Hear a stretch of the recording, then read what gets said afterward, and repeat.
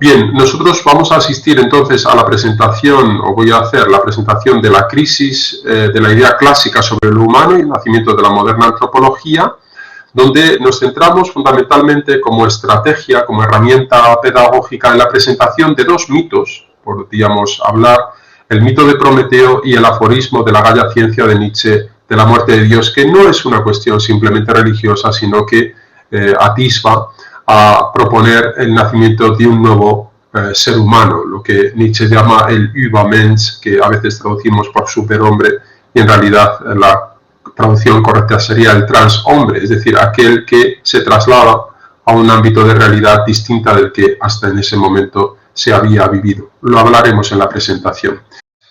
Tenéis ahí algunas obras de arte consagradas a este primer mito. Lo que empezamos diciendo es que, utilizando algunas expresiones de Lévi-Strauss, es que la racionalidad mítica, entonces fijaos que no es paradójico lo que estamos aquí indicando, es decir, el mito, en expresión de Lévi-Strauss, agrega un logos de racionalidad, porque al fin y al cabo presenta una comprensión de lo que nosotros somos, de lo que es la realidad, y por lo tanto tiene ya un proceso de esquematización propio de una racionalidad, y por lo tanto no debemos dar como un paso drástico el paso a la filosofía, como si del mito al logos hubiera un corte tajante. De hecho, hay mucho de mito en el logos, y Platón, por ejemplo, presenta sus grandes diálogos plagados de mitos, y también hay mucho de razón en la presentación de los mitos, ¿no? En cualquiera de las cosmogonías, de Hesíodo, etcétera, etcétera. Entonces, el mito se basa también en ese asombro, en esa admiración de la realidad, como nos dice Aristóteles en la metafísica, y nosotros vamos a adentrarnos en esta forma de comprender la realidad, que es el mito de Prometeo. El mito de Prometeo, que es en realidad un relato sobre el origen del hombre y la cultura, como puede ser la presentación que se hace en la Biblia, en el Génesis, del problema del surgimiento del ser humano y del mal, pues el mito de Prometeo que Platón inserta en ese diálogo de Protágoras es un mito que nos acerca justamente a ese origen del hombre y de la cultura, y nos presenta, lo que a mí me interesa en esta presentación, es la imagen clásica del ser humano. Hemos elegido este mito, podríamos haber elegido, como os digo, otra referencia. La concepción antropológica clásica la presenta Platón en ese mito. Protágoras es, como sabéis, uno de los sofistas más afamados, y a él se atribuye, según Platón, la autoría de ese mito. Lo que en realidad estaba en liza en ese diálogo del Protágoras son dos concepciones que, aunque de soslayo, porque no es parte de nuestro itinerario, me gustaría introducir. En primer lugar, tenemos la comprensión de Sócrates, el descubrimiento de la dimensión moral del ser humano, la necesidad de llevar una vida autoexaminada para que la vida merezca la pena ser vivida, y por otro lado, en esa crisis propia de la época, el nacimiento de esos nuevos ideales y estilos de vida que entran en conflicto con las antiguas tradiciones. Y Protágoras es un ejemplo aclamado de esa nueva sofística como una técnica en el arte de dominar a través de la retórica, como sabéis. Os invito a leer una obra satírica, una comedia en realidad de Aristófanes, Nefelai, las nubes, una comedia breve, pero donde se muestra claramente este antagonismo en esas dos formas de visionar, de comprender lo que es también el ser humano y en este caso la educación. Sin más, ahí aparecería el relato escrito en unas páginas muy bellas de lo que es, digamos, el mito de Protágoras. Decir antes que ese conflicto, esa liza entre esas dos comprensiones de vida se basaban justamente en eso, en ese optimismo pedagógico de los sofistas que hablaban de la enseñanza como un arte, una técnica, techné, que conlleva una especialización, de tal forma que muchos pensamos que lo que Ortega llama la barbarie de la especialización, es decir, la pérdida de la unidad del saber, empieza ya a posibilitarse en esta comprensión sofista.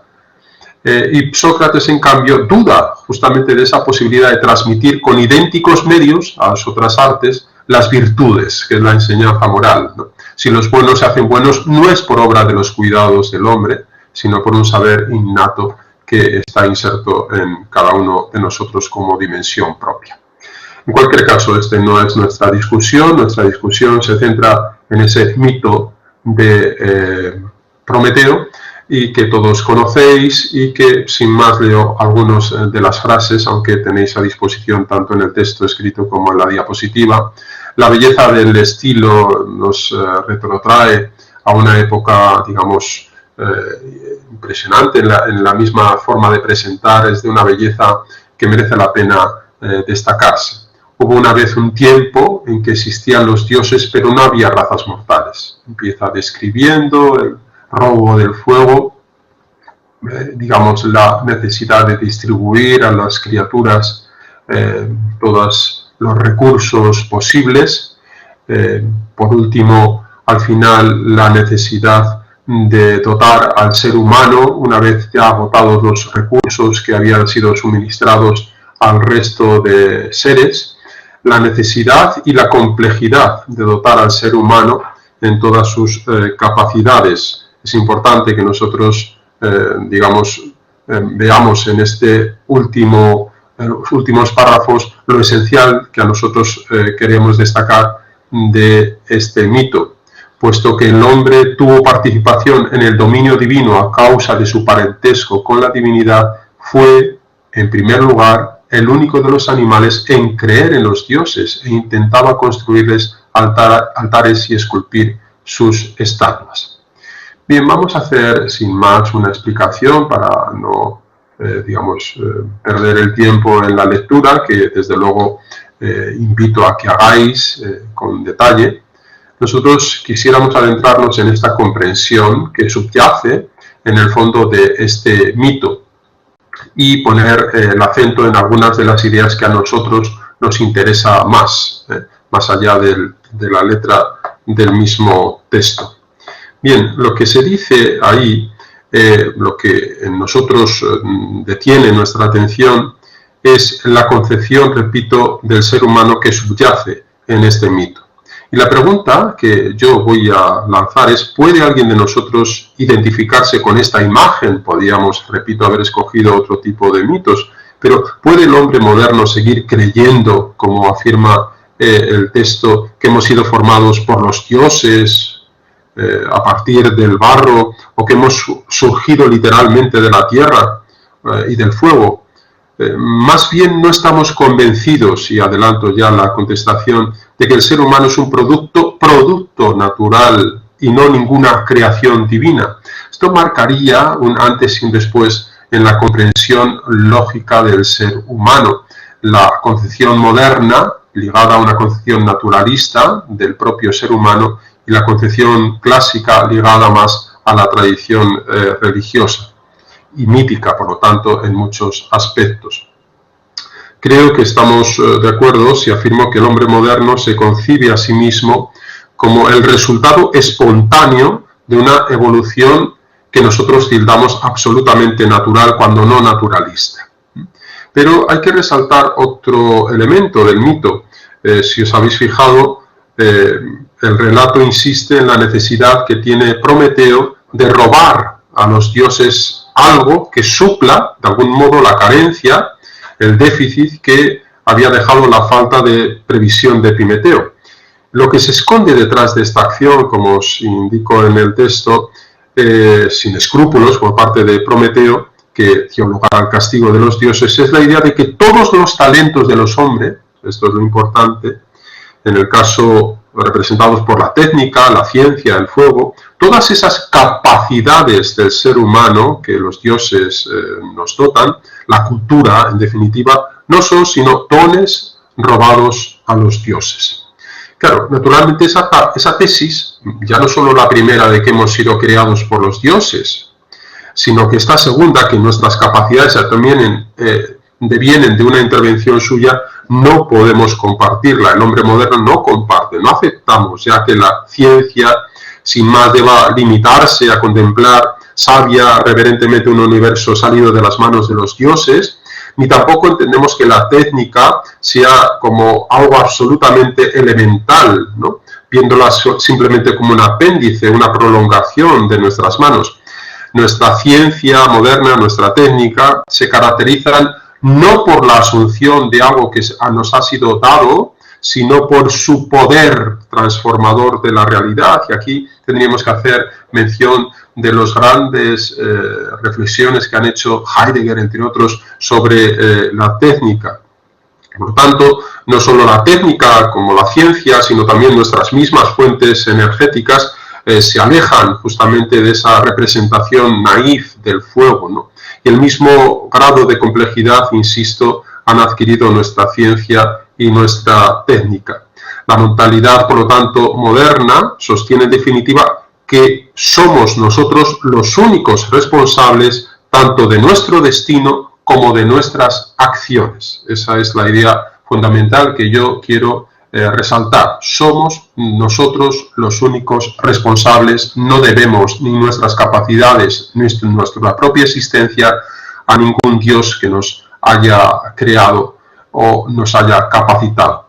Y de la misma forma, en nuestro origen, no nos vemos a nosotros como un regalo de los dioses, sino sobre todo, insisto, como un producto natural, ni tampoco nuestras capacidades. Por lo tanto, ni en el origen ni en nuestra especialización nosotros debemos nuestra capacitación a los dioses, sino que nos concebimos a nosotros mismos de una forma muy alejada de esa imagen tradicional. Pero el mito no se contenta simplemente con esas capacidades, ¿no? La última parte del mito, como os indicaba, resalta más si cabe, como indico en esta diapositiva, el contraste, la diferencia entre el hombre antiguo que dejó de ser ya y el hombre moderno que seguimos siendo nosotros. Por lo tanto, no se trata ahora de proponer realizar una imposible transmutación del lugar histórico, sino de cobrar conciencia, que es la pretensión que anima a esta exposición, del puesto, indico otra vez la misma palabra que os dije antes de Scheller, no un lugar, el hombre no ocupa un lugar como un animal ocupa un lugar en el medio, sino que ocupa un puesto en algo que llamamos así como el universo. El ser humano, como sabemos en el mito, necesita un regalo más, no le es suficiente esas capacidades que se le ha otorgado, sino que necesita algo que es algo mucho más importante para él. En cualquier caso, ese hombre moderno, tan distante de lo que aquí se nos está presentando, cada uno de nosotros, insisto, de ningún modo se ve ya a sí mismo como un regalo de los dioses, todo lo más, como vengo insistiendo, en un producto, un resultado causal, natural.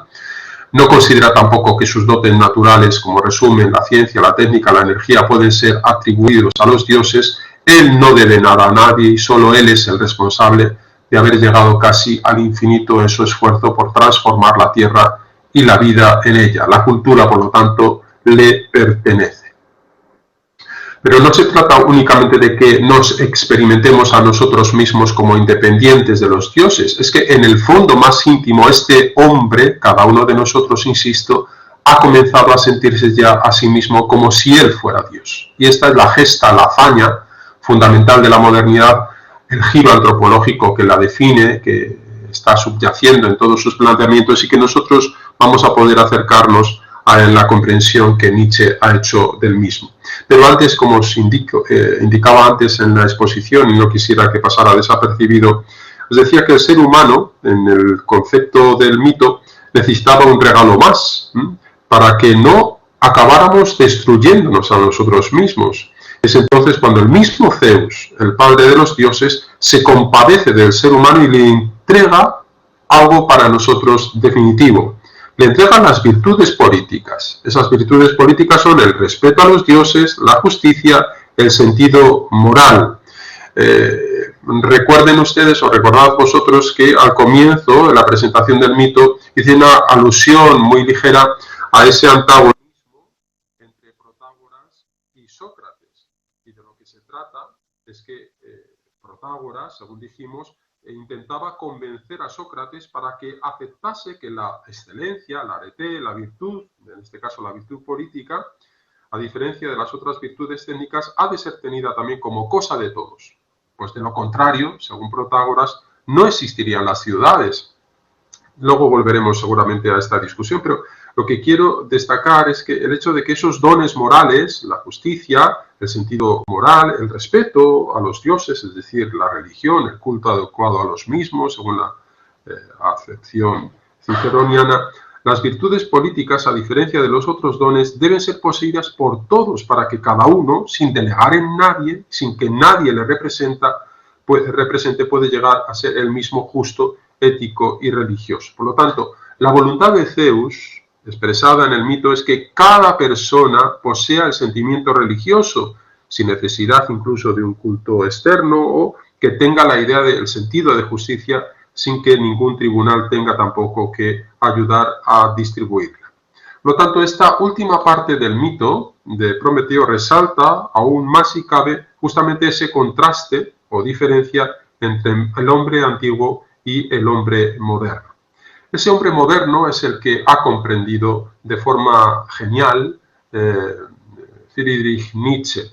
Esa es la concepción moderna que nos acompaña a día de hoy y que yo voy a presentar en la lectura del aforismo 125 de la Gaia Ciencia, del Gai Saber o del saber gallardo, como lo presenta Nietzsche, escrito en un momento crucial de su vida, en la Gaia Ciencia, un libro de 1882.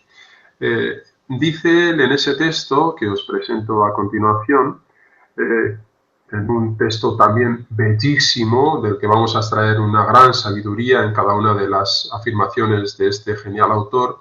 Como sabéis, Nietzsche pasa por ser una de las cúspides más elevadas de la expresión alemana y merece la pena acercarnos a la, digamos, expresión literaria de este gran autor, el modo de escribir, el modo de expresarse, cada una de sus afirmaciones filosóficas. En realidad, dice él, que estamos, ese anuncio del loco, el término loco nosotros tendríamos que traducirlo correctamente, el alemán es Verrückt. Verrückt es el que le da la espalda, ¿no? El trastornado, literalmente. Nosotros utilizamos también en nuestro español o castellano este mismo término, el trastornado, para referirnos a una persona demente. No es tanto el demente, sino el que habita otro ámbito, el que digamos, da la espalda a lo anterior para enfrentarse de un modo nuevo a lo que está por venir, ¿no? El loco es el hombre que ha cambiado de sitio, que ha mudado, que ha dejado de ser hombre, en definitiva, para convertirse en un Übermensch, un transhombre, un superhombre. Ha salido, por lo tanto, fuera de sí, y ese es el trastorno propio. Ese es el significado, repito, profundo de ese término acuñado por Nietzsche. Ese transhombre es ese ser que camina más allá, por encima del hombre anterior, y ese es el hombre loco, el tolle Mensch, que habla Nietzsche. Se ha vuelto otro en la medida que ha salido del plano del hombre antiguo. Tenéis el texto, que es, repito, un texto bellísimo. Es el momento en que Nietzsche ha abandonado ya la docencia, después de 10 años, se ha ido a descansar a Sils Maria, en la Riviera italiana, y escribe este texto de la Gaia Ciencia un poco antes de su otro gran libro, del Así habló Zaratustra. En realidad, lo que Nietzsche quiere formular en este texto es, por primera vez y de manera más plena, el tema de la muerte de Dios, que ya de alguna forma explícita también había anunciado el mismo Hegel en un escrito, un opúsculo muy pequeño, Saber y Creer. En esta ocasión, Nietzsche plantea esta cuestión en conexión directa con las consecuencias que tiene ese ocaso de la religión. Piensen ustedes en las dificultades, en la decadencia que estaba experimentando la religión tras el jaque mate que le había asestado la ciencia. En los apuntes hablaremos a partir de Freud de esas inflexiones que ha sometido las distintas revoluciones a la idea de hombre. Pero Nietzsche es, desde mi punto de vista, junto con Heidegger, los autores, y no en vano Heidegger ha hablado mucho sobre Nietzsche y lo ha estudiado con detenimiento en los años después de su mal paso por el nazismo y su año de rectorado. él se le deja, no es que deje voluntariamente, sino se le aparta de la docencia y se dedica durante los años 42-43 a profundizar en la obra de Nietzsche y escribe 2 grandes, gruesos volúmenes sobre él. Bien, estos 2 autores, Nietzsche y Heidegger, que reflexionan sobre Nietzsche, son los que muestran fundamentalmente, digamos, la influencia más destacada en nuestra cultura actual. Y de lo que pretende Nietzsche en ese texto no es sin más diagnosticar la ausencia, el eclipse, el abandono de la creencia, de la religión, el fracaso de las religiones o el pronóstico que también hiciera Marx de la desaparición de lo religioso, no, ni mucho menos. Incluso él dirá que todo esto son sombras que pasarán milenios hasta que nos demos cuenta del resultado. No, le interesa destacar sobre todo las consecuencias que acarrea esta muerte de Dios, que repito, no es, en la comprensión también que a Heidegger hace del texto de Nietzsche, no es tanto una comprensión religiosa de esa muerte de Dios, de la desaparición, de la increencia, del fenómeno de la increencia o de indiferencia religiosa, cuanto el significado metafísico, porque al fin y al cabo el término Dios, el concepto, la idea, la palabra Dios, lo que hace es ponernos ante el todo, como dirá un gran teólogo, Rahner. El término Dios, como dice también Hegel, es justamente el término primero de la filosofía y el último, como la clave, como la novela. Toda la historia de la filosofía en realidad, dice Hegel, es una teodicea, una justificación de ese concepto, y por lo tanto el término Dios está ligado al concepto de ser y a lo que llamamos los trascendentales del ser, el bien, la verdad, la belleza. Pensad que Platón, para referirse a Dios, además de como demiurgos, como el demiurgo, el artesano, habla de la idea de bien, que esa idea que está más allá de la esencia, pequeña tesusías en la República, para considerar que la idea del viento, agazón, es lo divino, en definitiva, ¿no? Bien, en ese texto se destacan algunas cosas que para nosotros son cruciales. En la anterior diapositiva se habla fundamentalmente de cómo concibe a sí mismo la pretensión Nietzsche. Nietzsche se considera a sí mismo que es dinamita y que ha llegado demasiado pronto, dinamita para toda la cultura.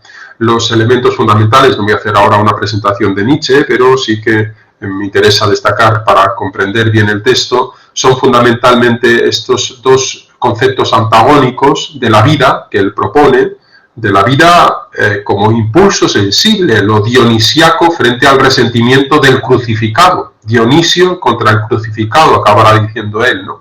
Frente a esa moral del resentimiento, esa moral de esclavos, ¿no? Esa moral del dromedario, las creencias, los valores y Dios, él propone el valor de la vida, la voluntad de poder, que ha sido asimilado por la influencia de otros autores, el amor a lo dado, el amor fati y el concepto de superhombre, que es ese hombre que se atreve ya a pensar al margen, por encima o superando el concepto metafísico de Dios.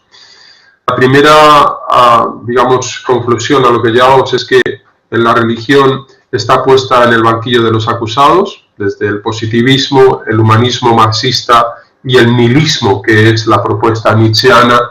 La ciencia se ve a sí mismo como el único sentido. Tenéis, desde luego, la figura emblemática de Comte. Ese paradigma religioso ha pasado al estado científico.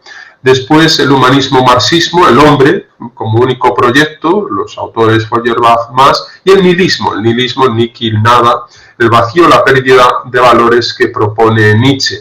Fijaos que no es un vacío que haya que llenar, es decir, Nietzsche no propone una nueva moral, sino la superación de la moral, más allá del bien y el mal. Esa es la propuesta, digamos, de lo que él llama para sí mismo el nihilismo consumado. Por lo tanto, esos 3 términos que ahí aparecen, nihilismo, muerte de Dios, desaparición o muerte incluso del ser humano, van ligados.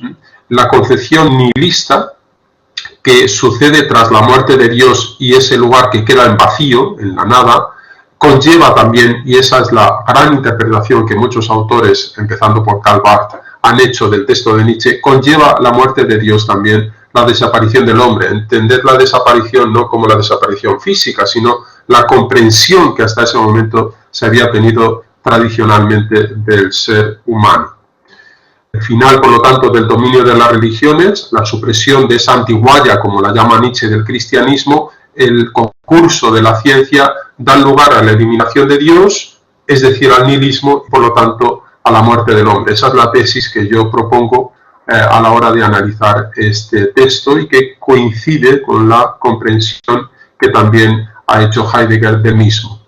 La consecuencia, por lo tanto, inmediata que trae consigo la afirmación de la muerte de Dios no es que este hombre deba ocupar ahora el lugar de Dios, no se trata de endiosar a Dios. Es mejor, según la comprensión de Nietzsche, que este lugar quede vacío para que así él mismo pueda hacerse incluso Dios. El hombre moderno, borrando los límites que aún le han encadenado a la tierra, ha volado hacia el infinito, perdonad por esta forma un poco, digamos, poética de presentar o lírica las expresiones, sin ser quizá aún consciente de ello. Repito que hay que hacer una lectura sosegada de ese texto de Nietzsche para ver algunos de los elementos de esa gran hazaña que consiste justamente en la muerte de Dios y que el mismo Nietzsche subraya en letras. Fundamentalmente lo hemos hecho nosotros, ¿no? Dice, ¿quién ha podido, ¿no? Beber el mar, borrar el horizonte, en esas metáforas que él expresa la muerte de Dios? Sin embargo, lo hemos matado. ¿Y cómo hemos podido hacerlo? ¿Cómo hemos podido vaciar el mal? ¿Quién nos prestó la esponja para borrar el horizonte? ¿Qué hicimos cuando desencadenamos la tierra al sol? El sol, el horizonte, el mar son algo más que imágenes, no son metáforas de otras tres grandes magnitudes de densidad histórica. El mar está referido a la idea de infinitud del ser, el horizonte en referencia a la verdad y el sol a la imagen de la idea del bien, como sabemos en el símil platónico. Por lo tanto, la acción de matar a Dios equivale a la eliminación por parte del hombre del mundo suprasensible, de los valores que hasta ahora lo habrían acompañado, ¿no? Hay una clara intencionalidad, en la escritura de Nietzsche, y es concienciar al hombre del puesto que él mismo ha conseguido con esa gesta de incalculable trascendencia, ¿no? Independizarse absolutamente de Dios y del mundo, de lo suprasensible, de esas ideas, de esos valores, es algo para nosotros desacostumbrado, enorme, de una gran trascendencia, y que todavía seguramente, dice él, hemos llegado demasiado pronto, porque todavía las sombras de las religiones siguen todavía proyectando sobre nuestras vidas y nuestras existencias. La experiencia honda, el mayor y el más esencial de los signos de nuestro tiempo, si queremos utilizar esta expresión, es que la humanidad no pretende ya, como sucedía en el viejo relato del Génesis y también en el de Prometeo, ser como los dioses, contentarnos con ser semejantes a ellos o rivalizar con los dioses. A lo que realmente aspiramos es en el fondo a ser dioses en persona. Y ese es el anhelo secreto abiertamente confesado o no tematizado. Ese es justamente intentar nuestra divinización.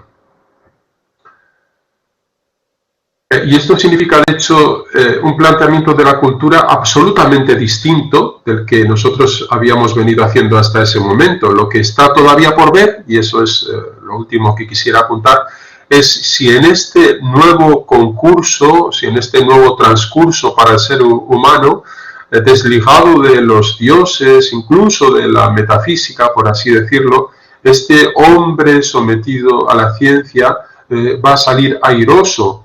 No resulta una verdad apodíctica que nosotros podamos llegar a ocupar el puesto de Dios. Y en todo caso, no es nada seguro que de poder lograrlo, esto significa despejar satisfactoriamente todos los temores que albergamos acerca de nosotros y de nuestras posibilidades reales. Y de hecho, cuando nosotros tenemos que vislumbrar a modo futuro nuestro día o nuestro mañana, lo vemos con tintes, pongamos, apocalípticos, y eso lo tenemos reflejado en multitud de obras de arte y desde luego películas en la cinematografía. ¿Cuál es el problema? Estas dos últimas diapositivas. ¿Por qué el hombre hoy es consciente de que no se conoce a sí mismo? En realidad, lo que le ha sucedido al hombre actual es que ha dejado de saber lo que era, y esta es también una constante histórica en todas las crisis. En momentos de crisis, de cambio cultural, como es nuestro momento, un cambio radical, no un cambio de tiempo, sino un tiempo nuevo, exige al hombre rehacer el propio concepto de lo que él es, para poder definirse e identificarse a sí mismo y a todos aquellos que integran el grupo de humanos con los que conviven.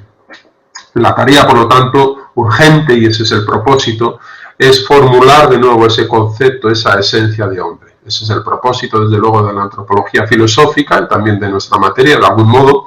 Necesitamos, por tanto, volvernos al hombre para recuperar su verdadera esencia. Solo así podremos sanar esa enfermedad mortal que consiste en el olvido del hombre y el ocaso de la cultura al que este olvido nos aboca.